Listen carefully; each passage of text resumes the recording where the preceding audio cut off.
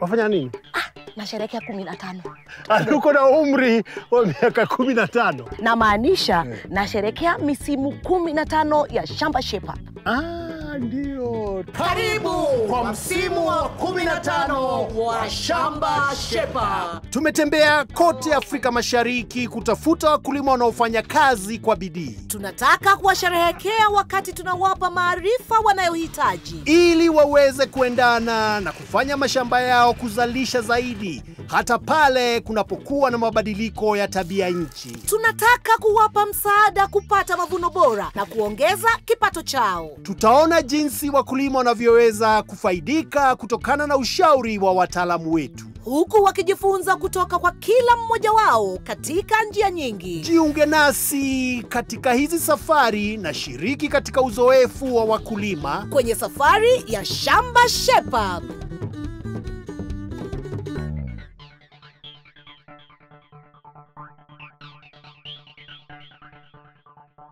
Msimu mpya, mwanzo mpya. Mwanzo mpya, msimu mpya. Karibu katika Shamba Shape Up. Tumejifunza mengi katika safari zetu za kukutana na wakulima, kuwasikiliza na kuona changamoto zao na kupata wataalamu wa kuwasaidia. Ni msimu mpya, Tony, na wakulima wako mashambani wanafyeka, wanalima na kuandaa kupata mifugo wapya. Lakini je, unajua jinsi ya kujiandaa vyema kwa ajili ya huu msimu? Hali ya hewa haitabiriki kabisa. Mvua inanyesha, mvua saa nyingine haiwezi kunyesha, saa nyingine inanyesha mapema, kuchelewa au iwe nyingi kuliko kawaida. Inaweza kuwa kidogo au isinyeshe kabisa. Na kutokana na hili kuna kuja magonjwa na wadudu. Kama wewe ni yule mkulima ambaye anachukua tu jembe na kwenda kwenye shamba na kuanza kulima, basi umekosea. Kama umeshaagiza kuku wako ili kuanza ufugaji wa kuku, hatutaki uchanganyikiwe. Anza msimu kwa kalamu na karatasi. Ndiyo kabisa, kalamu na karatasi. Ukae chini na uanze kupangilia shamba lako. Kama hujawahi fanya hivyo, amua ni nini unataka kufanya. Kuwa na mpangilio wa shamba. Unaweza kuanza kwa kugawa shamba lako katika vipande. Kuwa na sehemu ya mazao na sehemu ya mifugo. Kama bado hujafanya hivyo, andika kila kitu unachohitaji na kadiria gharama. Kisha andaa bajeti. Kuwa na mpangilio wa shamba na bajeti kutakusaidia kujua unafanya nini. Kuiona kwenye karatasi na sio tu akilini, utaona kipi kinawezekana na kipi hakiwezekani. Mpangilio wa shamba na bajeti itakusaidia kujua unafanya nini. Utaona hatari na uwezekano wa suluhu mapema. Itakusaidia pia kutambua rasilimali zilizoko katika shamba lako ambazo unaweza kutumia. Rasilimali kama maji, mbolea ya asili kama inahitajika, mbao kama utahitajika. Mpangilio wa kifedha na kuweka kumbukumbu ni mojawapo ya kazi muhimu sana katika kuendesha shamba. Lakini pia moja ya zile vitu wakulima hawafanyi vyema. Kuna haja gani ya kuweka rekodi? Rekodi ni muhimu sana na ni vizuri kila mwanabiashara au kila mfanyikazi awe mkulima awe na biashara gani aweke rekodi. Kwa sababu ile rekodi inakusaidia kwa kuweza kujua ni unatumia kiwango gani ya pesa yako. Na tena itakusaidia kujua kama una biashara yako inaendelea vizuri ama inaendelea kurudi nyuma. Hebu tuoneshe jinsi ya kujaza hii. Hatua ya kwanza ni kujaza matumizi ya kila siku. Ni matumizi gani mnafanya kila siku? Tunalipa wafanyikazi. Mnalipa wafanyikazi. Tuna chakula ya kuku kila siku na matumizi ya nyumbani. Na matumizi ya nyumbani. Toto yote ya kila siku itakusaidia kujua ni pesa ngapi unatumia kwa kila siku.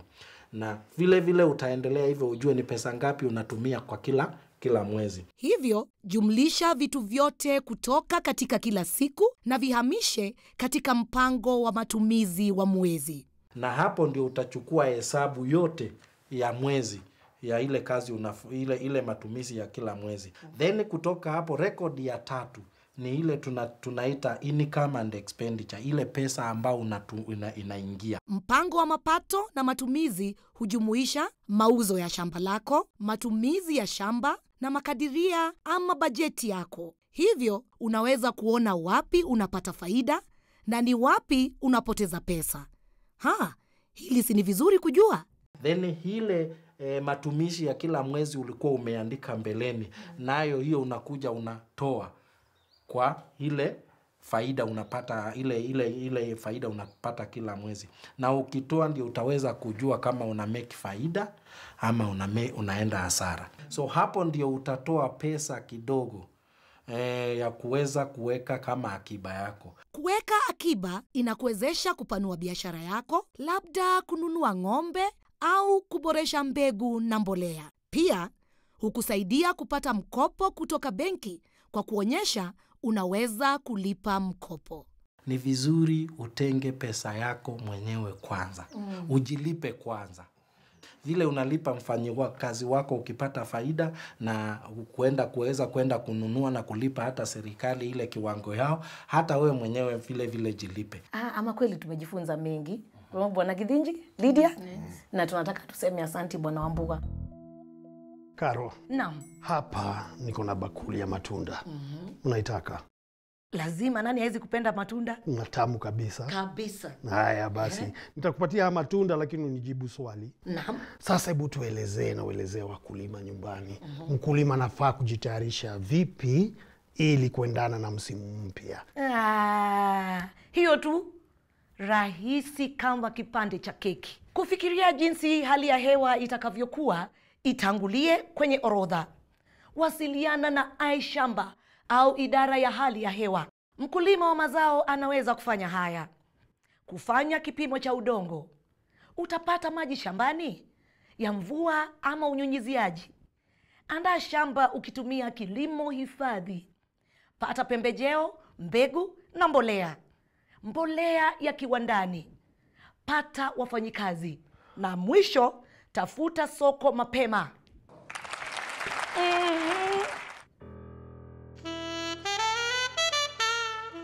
Je, umeelewa?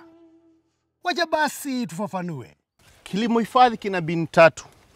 Mbinu ya kwanza ni kutosumbua udongo. Unaguza tu mchanga yako mahali unaweka mbegu na fertilizer peke yake. Kwa hivyo Bwana Fredrick anafaa kutengeneza shimo lake pahali ambapo anapanda mbegu. Ukweli. Shimo nalo basi mkulima atalichimba namna gani? Mkulima wa kawaida ndio tunamuhimiza atumie jembe, lakini usitumie kusumbua mchanga yote. So unatumia tu kutengeneza shimo ambalo tunaita basin. Mahali utaweka tu mbegu na fertilizer. Kwa hivyo nataka kumaanisha kwamba shamba kama liko kwa mteremko unachimba shimo ukielekea pande nyingine. Usitengenezee maji jia pia ya kuteremka kwenda kwa mto. Kwa sababu unataka kuitunza hiyo maji yako na udongo yako. Josephat aliendelea kueleza kwamba ili kupata manufaa kamili kutokana na usumbufu wa udongo wa kadri, lazima uache nafasi sahihi.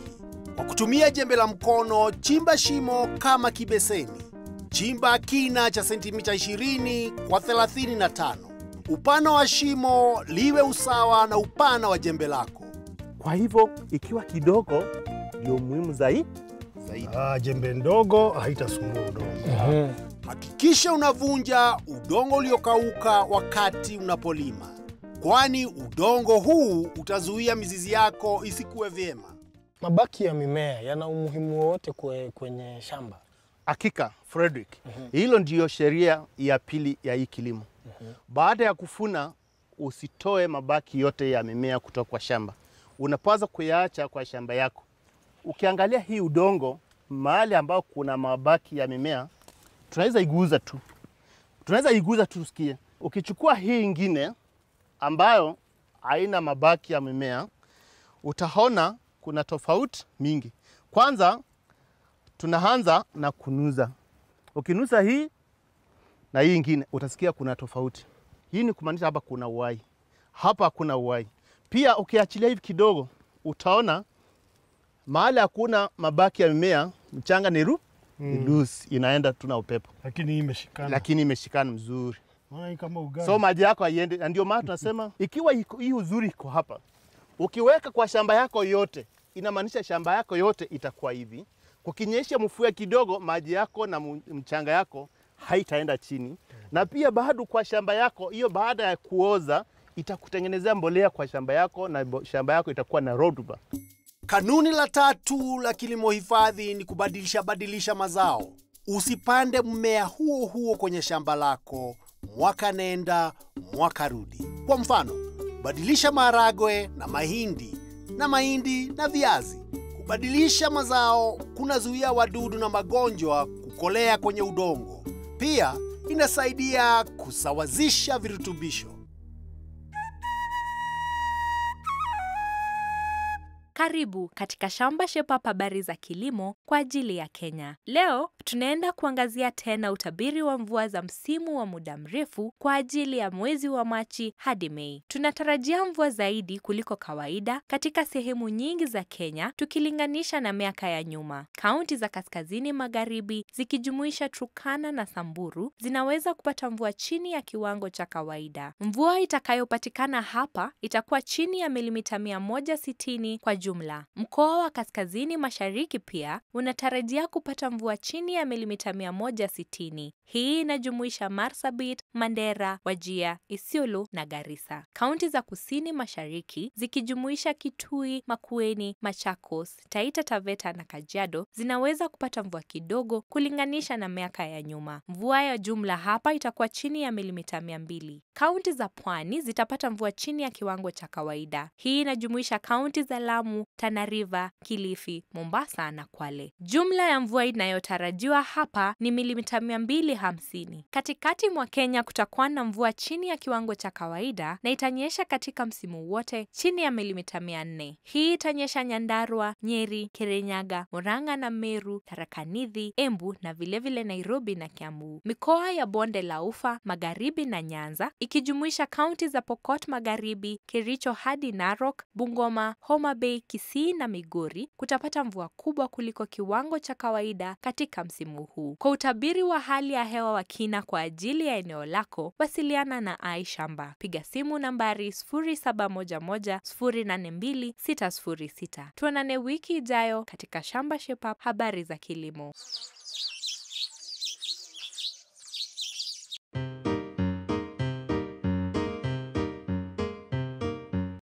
Sasa ni wakati wako. Je, Tony, unataka mayai? Kabisa. Lakini sio bure. Nitakuuliza swali. Uliza swali. Je, nieleze. Mkulima wa mifugo anapaswa kufanya nini mwanzo wa msimu? Haya mayai ni yangu leo. Niambie tu. Uko tayari? Naam. Uko tayari kabisa? Kabisa. Sawa.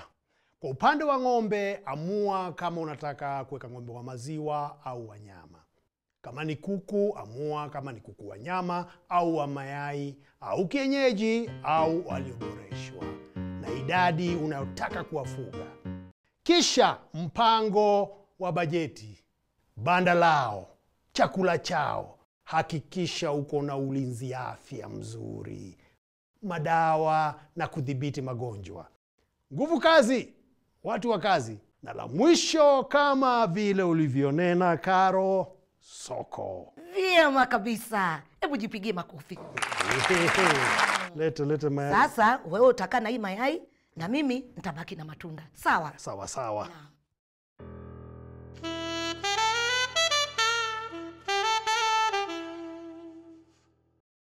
Wakulima wameshatafakari na kufikiria kila kitu na kinachobaki ni pesa.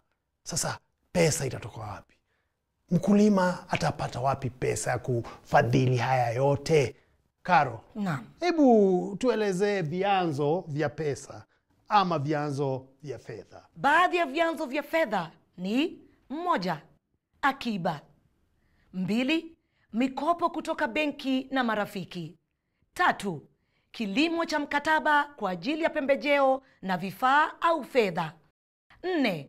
Na michango na wahisani. Je, umeelewa? Wacha basi tufafanue. Unapofanya mabadiliko shambani kwako, aidha ni kukuza mimea mpya au kuwekeza kwenye umwagiliaji wa tone kwa tone, lazima utahitaji pesa ili kuanza. Kumbuka, inaweza kuchukua muda kabla ya kuanza kupata pesa kutokana na mabadiliko uliyoyafanya. Unaweza kuzingatia kukopa kutoka benki, chama cha ushirika au sako, au chama. Nakili jinsi utakavyotumia mkopo na jinsi utakavyotengeneza pesa. Benki itakulipisha asilimia ya mkopo wako. Inaitwa riba. Hivi ndivyo benki inavyopata pesa kutoka kwako. Chagua mkopo wenye riba nafuu. Benki itaulizia dhamana. Hii ni kitu wanachoweza kuchukua kama utalipa mkopo. Kwa mfano, hati la shamba au hati la gari lako. Kama huwezi kulipa mkopo wako na riba, ijulishe benki yako haraka iwezekanavyo. Kama unakopa hela kutoka kwenye kikundi cha kuweka akiba au chama, huenda ukahitajika kulipa kila wiki au mwezi. Kwa jumla, riba yao ni nafuu na una haja ya kuweka dhamana. Natumai mnaandika hayo yote mahali ya. Wakulima wanavyoanza msimu huu, kuna kitu kimoja ambacho kitampa mkulima utulivu wa akili. Bima. Bima ya kilimo. Bima ya mvua au hali ya hewa. Bima inayoendana na mazao. Je, umeelewa? Wacha basi tufafanue. Kwanza nataka kujua aina gani ya hasara mkataba wa bima inasimamia. Kwa mfano tuseme vile kulikuwa na hiyo outbreak ya lumpy skin disease. Huo ugonjwa ni hapa unaonekana uko wakati mwingine unakuja na unasababisha hasara kubwa sana kwa wakulima. Ukiwa na magonjwa kama hao na ng'ombe wako wamekufa, unalala tu ukijua utaweza kulipwa. Ama ng'ombe pia anaweza pata ajali akiwa tu kwa zizi na aweze kukufa. Kumekuwa na kubadilika kwa hali ya anga. Hili jambo likitendeka linafanya wakulima wakuwe na wasiwasi, manake wajui wakati wa kupanda, wakipanda kama watapata mapato baada ya msimu. Na yale majanga ambao tumeanza kuona kama nzige, kumekuwa na outbreak ya nzige, na pia hiyo miaka ingine 2 imepita hapo tumekuwa na viwavi kama fall armyworm. Na wanakuja wanasababisha hasara sana. Na bima inakuja kukusaidia kwa hayo. Wizi pia inaweza tendeka. Wahalifu wanaweza kuja kwa boma lako na waingie kwa zizi waweze kuchukua ng'ombe wako. Na ikifanyika hivyo unalala tu ukijua uko na amani na bima itakuja ikusaidie urudishe wale ng'ombe wako. Na mbinu hii pia kukata bima ndio mkulima atatumia wakati angetaka kukatia bima kwenye mimea yake. Kama vile tumeona wako na mahindi. Ni hizo mbinu tu ambazo atachukua. Taratibu ni ile tu. Alafu unalipa ile premium. Premium ni ile pesa ambayo unalipa ndio uweze kununua hii bima. Lakini sasa muda wa hii bima italingana na kutoka wakati umepanda mpaka wakati wa kuvuna. Kwa hivyo umuhimu wa bima ni kukurudisha mahali ungekuwa kabla hasara ikuje. Kwa ajili ya ng'ombe wa maziwa wenye thamani ya shilingi 1,100, gharama ya bima ni 3.5% ya thamani hiyo. Hivyo shilingi 3,500. Hii ni takriban shilingi 10 kwa siku au lita 1.5 ya maziwa kwa siku. Jinsi ya kupata bima: wasiliana na wakala wa bima. Mtu atakuja na kufanya tathmini ya mavuno yanayotarajiwa kutoka kwenye mimea yako au thamani ya wanyama wako. Mtu wa bima kisha atakupa gharama na mpango kwa ajili ya bima yako. Unalipa malipo ya awali, premium. Hiki ni kiasi unahitajika kulipa ili kupata bima ya mwaka mmoja. Hivyo tu. Baadhi ya kampuni za bima zinatoa bima aina 3. Bima ya kwanza ni bima ya mavuno ya eneo ambayo inalinda wakulima wadogo wa mahindi na ngano dhidi ya mavuno mabaya kutokana na hali ya hewa mbaya na uharibifu wa kiasili. Bima ya pili ni bima ya hali ya hewa ambapo wakulima wanapata ridhaa kwa ajili ya uharibifu wa mazao kutokana na hali mbaya ya hewa inayoleta hasara. Bima ya tatu ni bima ya mifugo ambayo inatoa fidia kwa wafugaji kutokana na vifo vya ghafla vya mifugo wao. Kazi nzuri sana Tony. Karo, asante sana. Unajua sasa tunahitaji nguvu kwa hii kazi ambayo tunafanya. Na kwa hivyo tunaporudi tutaenda kuangalia vitu vichache kwa wakulima kwenye shamba ili tuweze kuhakikisha kuna chakula cha bei rahisi na chenye virutubisho mezani. Usiondoke.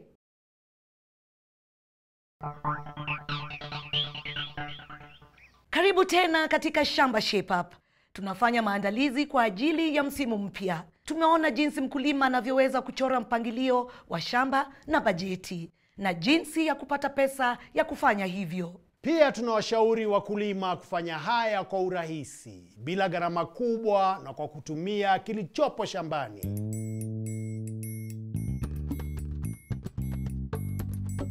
Chakula. Karo, hungejisumbua. Una uhakika? Basi wacha nichukue. Wacha tukae hapa, Asante sana. Umefurahia? Shukrani. Unajua Tony, huwezi kufanya kazi pale shambani. Kufuga kuku, kuangalia ng'ombe, kuangalia kuku kama uko njaa.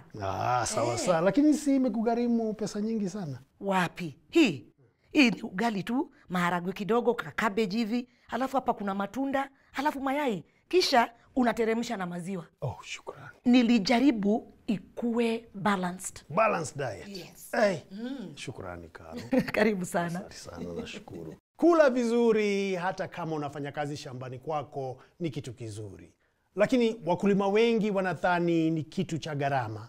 Lakini unaweza kupata chakula safi na cha afya kutoka nyuma tu ya nyumba yako. Naam. Kuwa na bustani ya jikoni ni wazo zuri. Kuweka baadhi ya mazao kwa ajili ya matumizi ya nyumbani kama vile mboga, mayai na maziwa vinapendekezwa. Kupanda chakula chako mwenyewe nyumbani kusiwe kazi yenye gharama na kazi nyingi.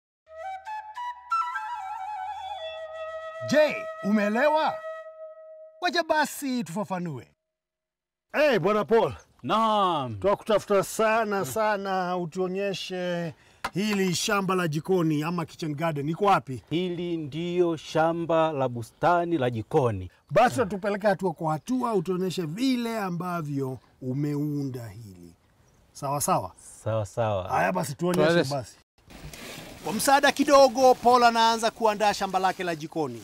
Tayari Paul ameshaandaa mchanganyiko wa udongo na mbolea ili kujaza gunia. Kisha mchanganyiko wa udongo unatiwa kwenye gunia. Mkebe au kopo kinajazwa mawe. Kisha kinainuliwa tu mara udongo unapokuwa kwenye ujazo sawia. Chombo kinagawanya udongo kutoka kwenye mawe na kusaidia pale maji yanapowekwa baadaye. Unarudia hivi mpaka gunia lijae. Kwa hivyo sasa tunahitaji maji kiasi gani?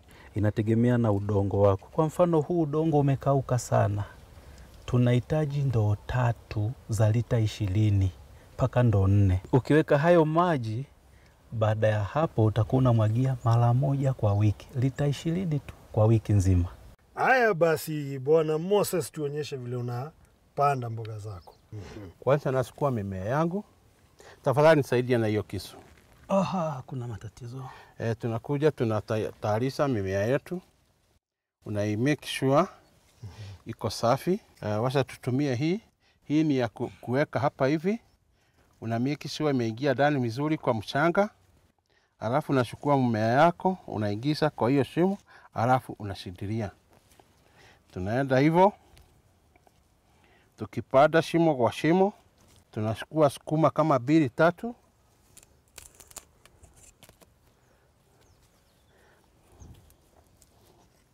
Kwa hivyo hii nafasi yote unaweza hivi. Good. Shukrani. Alafu unachukua maji kidogo. Unamwagilia vitu yako pole pole. Posa isikauke. Na bambo inakuwa swali. Sasa ugojee kula. Ugojee kukula.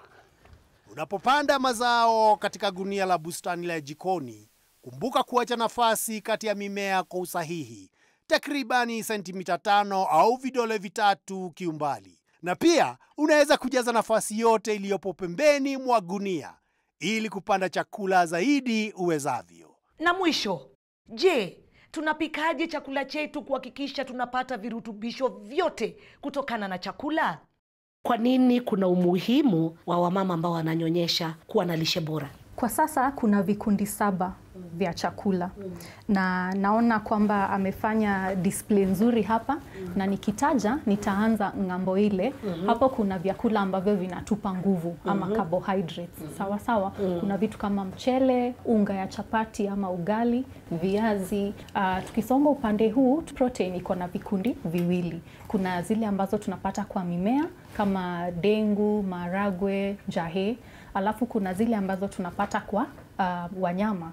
So kwa wanyama kuna vikundi mbili pia. Kuna nyama na kuku, samaki. Alafu kuna tuseme products za hao wanyama kama mayai na maziwa ama pia yogurt. Yes. Then kutoka kwa proteins tunakuja kwa vitamins. Vitamins kuna vikundi viwili pia. Kuna hizi mboga. Kuna zile ambazo ziko na vitamin A kama carrot na malenge. Alafu kuna hizo zingine ambazo ni kama courgette, nyanya, vitunguu. Naam. Kwa mama ambaye ananyonyesha, anastahili kula vikundi 5 kati ya zile 7 ambazo nimetaja. Mama anatakiwa kula mara 3 kwa siku na kuongezea vitafunwa viwili katikati yake. Lakini kumbuka usipike sana chakula, haswa mboga mboga, kwani inaweza kuharibu virutubisho kwenye chakula. Kuvukiza mboga ni njia bora zaidi ya kupika. Lakini ladha halisi ina ladha gani? Aha, kimeiva. Na kinaonekana tamu kweli. Na kwa hayo, sisi hapa tumetimiza kazi yetu. Ungana nasi wiki ijayo na ujijuze mengi zaidi. Lakini kama una swali lolote, wapigie iShamba kwenye nambari 0711082606. Naam. Tukutane hapa hapa kwenye kipindi kingine cha Shamba Shape Up. Karo. Naam. Tuburudike na tukule, tule. Tunaanza na nini? Sijui nianze na yai. Mimi naona sijui nianze na matunda. Alafu maharage, kisha nimalizie na mayai. Alafu nioshe na maziwa. Nianze na mayai. Mimi maharage.